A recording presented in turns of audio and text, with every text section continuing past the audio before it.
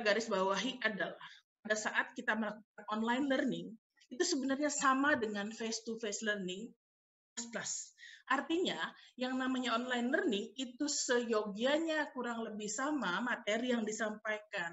Bagaimana kita berinteraksi dan lain sebagainya dengan face-to-face, tambah beberapa hal yang menjadi PR. Nanti saya akan bahas lebih dalam di bagian berikutnya. Nah, saya memulai dengan gimana kita memulai. Ini rasanya sih sudah dilewati oleh Bapak Ibu ya, karena kita sudah mungkin hampir menyentuh 3 bulan. Kalau kami di sini sudah menyentuh 3 bulan untuk melakukan online learning. Saya sendiri di UI dari mulai semester genap ini total sudah online learning, termasuk ujian tengah semester dan ujian akhir nanti di awal Juni. Nah, 2 basic paling sederhana yang perlu kita pahami adalah mengenai video conference application atau platform dan learning management platform. 2 itu saja sebenarnya sudah bisa jalan.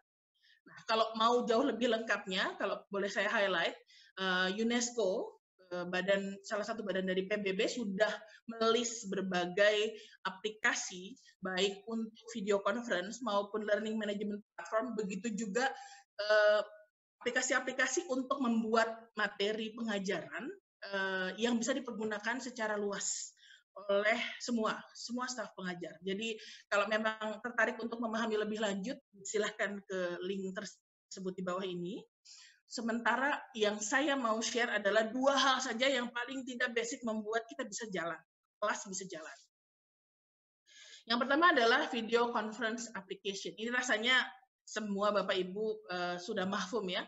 Hari ini sudah masuk ke Zoom saja berarti sudah paham. Ada Zoom, ada Google Meet, ada Microsoft Teams, ada Skype, ada Webex, ada FaceTime, ada juga mungkin BlueJeans, dan lain sebagainya. Jadi ada banyak opsi yang bisa kita pilih. Dari mulai yang gratis maupun yang berbayar. Ada pros dan cons di antara masing-masing aplikasi untuk video conference ini. Ini adalah 3 pembanding pertama dan ini adalah mungkin aplikasi-aplikasi lain yang bisa Bapak Ibu pilih. Apapun aplikasinya, yang jelas mana yang membuat Bapak Ibu lebih nyaman. Oke? Karena bisa jadi aplikasinya adalah sophisticated, artinya dia sangat canggih, tapi berat dari segi entah narik internetnya, narik datanya, dan lain sebagainya mungkin berat. Atau ada juga aplikasi yang sederhana sebenarnya, kalau yang saya pergunakan ini di UI kebetulan melanggan 2, Google Meet, walaupun sekarang Google Meet sudah terbuka lebar buat siapapun ya, sudah digratiskan. Dan satu lagi adalah Microsoft Teams. Saya lebih nyaman di Google Meet karena benar-benar basic dan sederhana. Conference, terus kemudian tatap muka, terus kemudian sharing materi, sudah. Itu saja sudah cukup. Nah, yang kedua adalah learning management platform. Nah, learning management platform ini bisa membantu pelaksanaan belajar mengajarnya. Jadi kalau tadi videonya adalah tatap mukanya untuk classroom-nya, untuk melancarkan misalnya pensiaran dokumen, ataukah kita mau bikin kuis, ataukah kita mau bikin ujian, atau kita mau sharing pengumuman, dan lain sebagainya itu lewat LMP. Kenapa nggak lewat email aja, Bu? Bisa, email bisa. Secara sederhana email bisa. Tapi LMP ini semua terrecord dengan baik.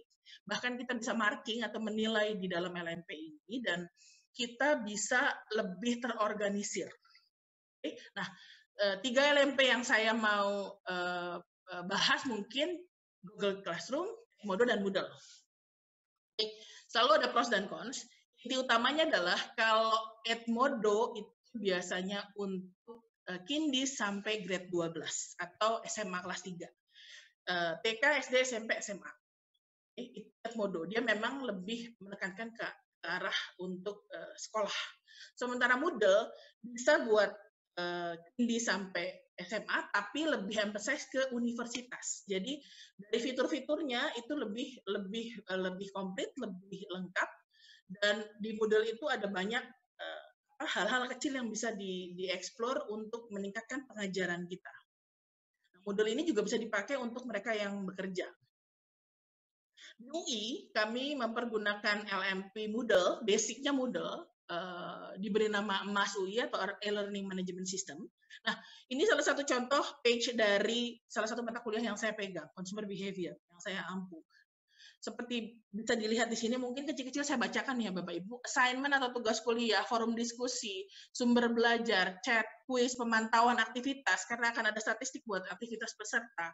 Mereka aktif atau enggak, mereka submit kapan, kita bisa ngeset submit date adalah sekian, jam sekian, sehingga mereka yang submit sesudah itu, kita akan bilang akan kena penalti, itu ada semua terrecord dengan jelas. Dan begitu juga, ini misalnya, kalau seperti saya di universitas mengajar biasanya di semester berikutnya, tahun ajaran berikutnya akan mengajar hal yang sama, ini bisa kita pindahkan dengan update tanpa harus nginput lagi dari awal. Jadi itu keuntungannya, terutama untuk kami di UI.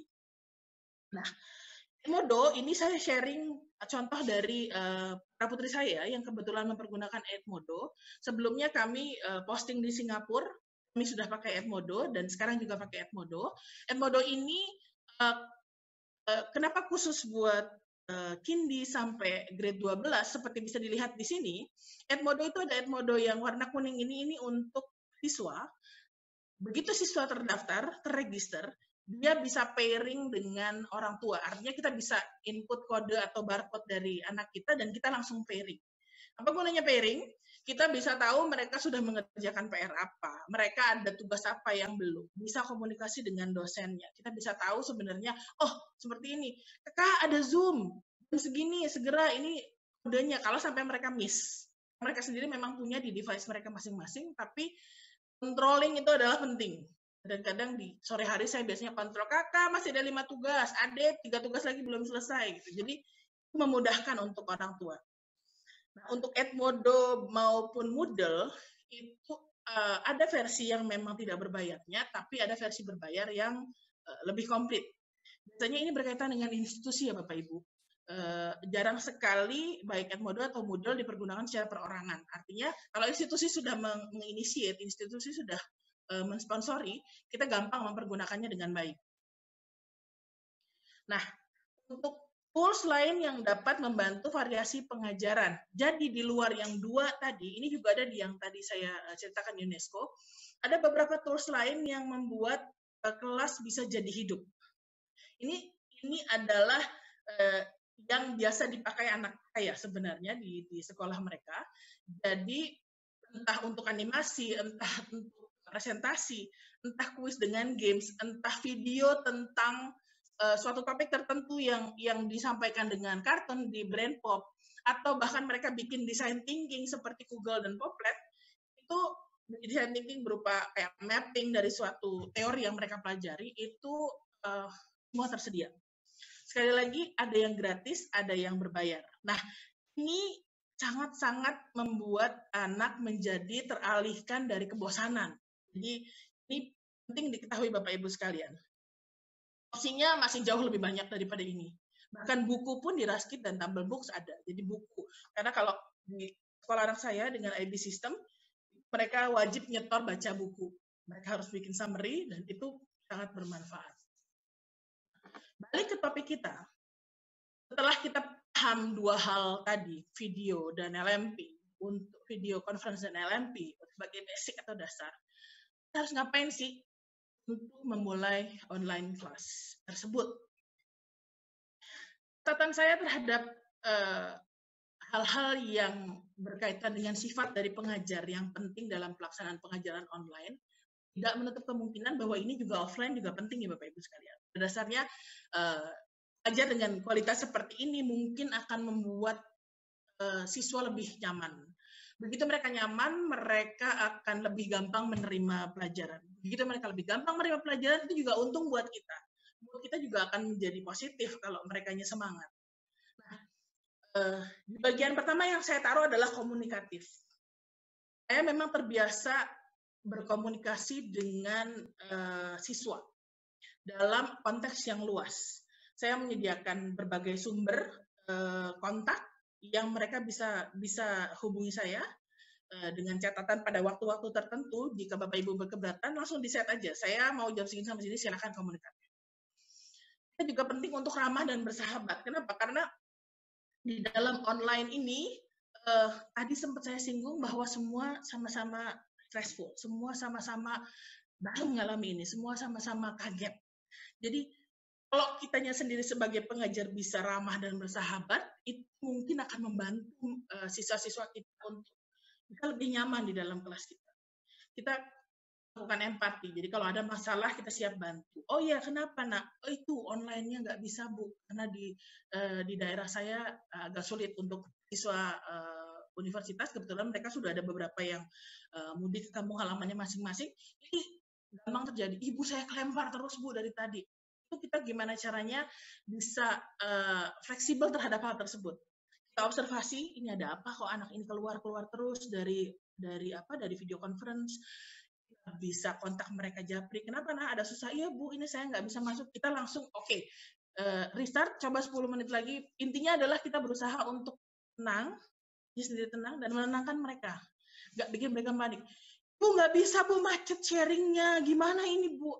Nah sebentar, ada yang pegang lagi grup lain, kalau anggota kelompok lain pegang, tolong yang ini ditutup dulu, sharing screen-nya gantian. Nah, gimana caranya kita berusaha untuk menghadapi segala situasi, kita butuh tenang dulu, Bapak Ibu sekalian. Juga perlu toleran. Toleran artinya gini, oke, nggak apa-apa, kamu nggak bisa hari ini, nggak apa-apa, tapi juga adil. Jangan sampai siswa yang lain berpikiran, ya boleh nggak ikut kelas Bu, saya kok boleh. Oke boleh Bu, tugasnya ada fleksibilitas diganti, karena bisa jadi dalam kondisi apalagi pandemik seperti ini, ada beberapa tugas saya yang mereka harusnya site visit, mereka harusnya pergi ke tempat-tempat untuk mewawancarai. Tapi apa yang terjadi dengan seperti ini nggak mungkin. Artinya saya berusaha, oke, untuk grup kamu karena memang belum site visit, kamu boleh secara online. Tapi gimana caranya itu bisa dipersepsikan adil oleh kelompok yang udah terlanjur site visit gitu.